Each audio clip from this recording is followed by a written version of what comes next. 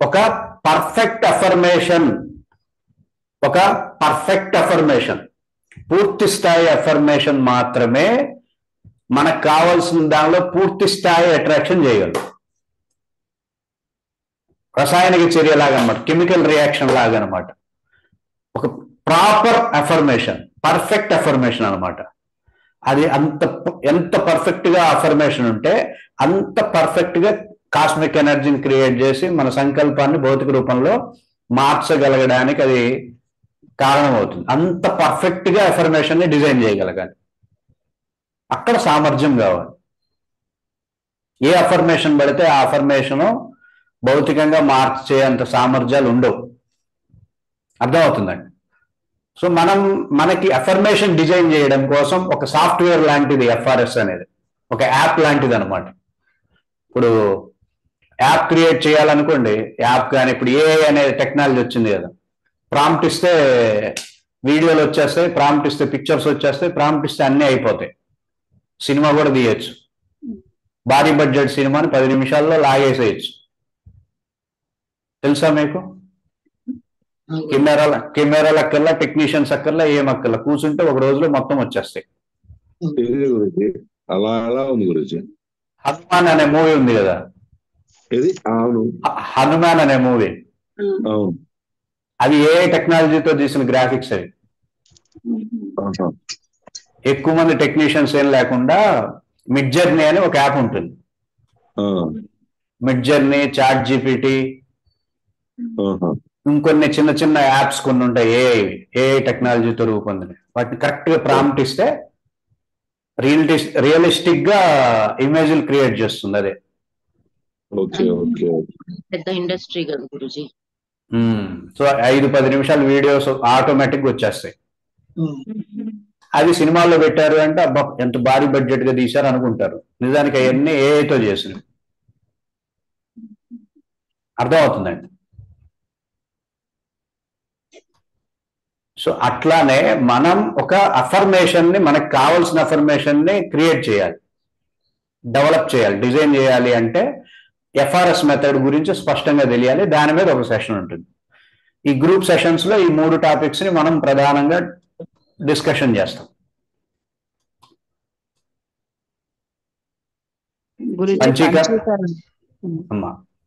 అదే పంచీకరణ గురించి పూర్తి వివరణ ఒకసారి ఇవ్వండి గురించి, స్టార్టింగ్ నుంచి.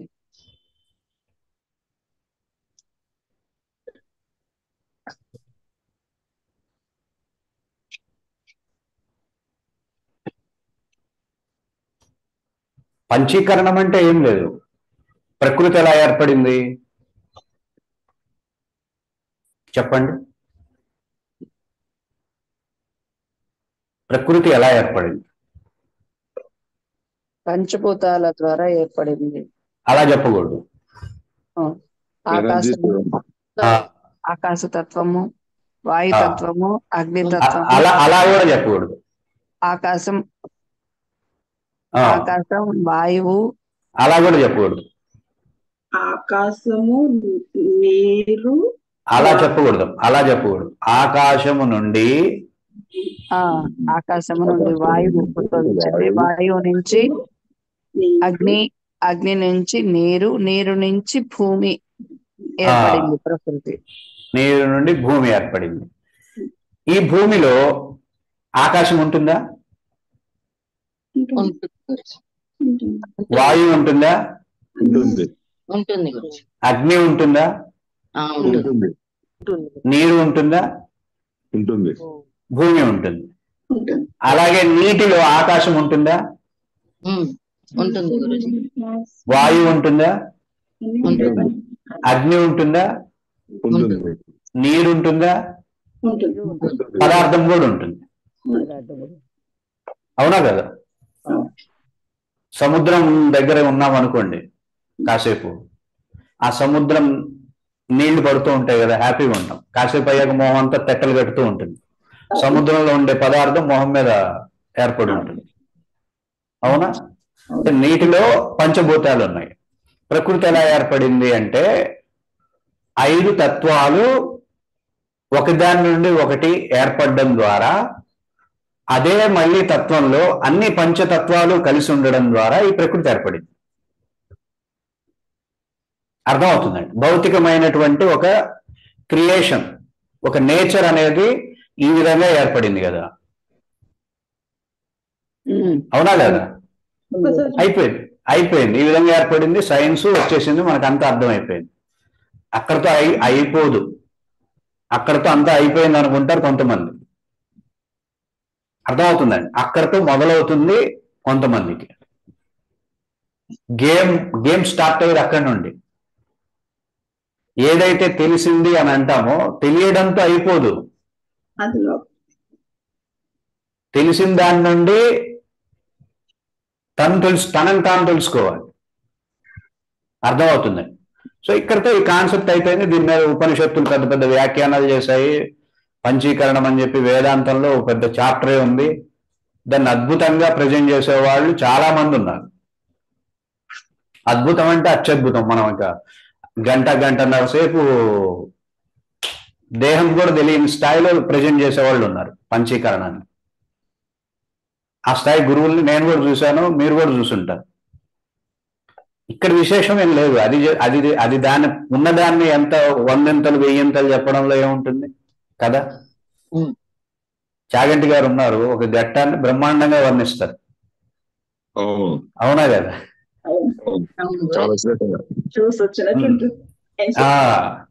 బ్రహ్మాండంగా వర్ణిస్తారు. ఉన్నదాన్ని వర్ణించడం ఏముంది? ఆధ్యాత్మికవేత్త ఎలా ఉంటాడు? లేని దాన్ని కూడా చూడగలుగుతాడు. ఎక్కడైతే పగలో యోగికి అక్కడ రాత్రి, ఎక్కడైతే రాత్రో అక్కడ యోగికి పగలు.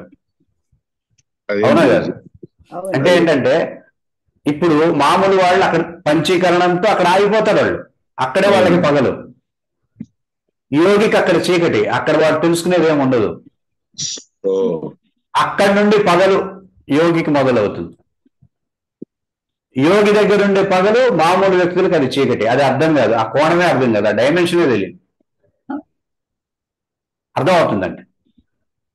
ఒక భౌతిక పదార్థం ఏర్పడడానికి ఈ విధమైనటువంటి ప్రాసెస్ సృష్టిలో అవలంబించింది. కాబట్టి నేను ఒక భౌతిక పదార్థాన్ని క్రియేట్ చేయాలన్నా, ఒక భౌతికంగా నేను మార్చుకోవాలన్నా నా ఆలోచనని ఇదే విధమైనటువంటి ప్రాసెస్ ని ఉపయోగించాలి.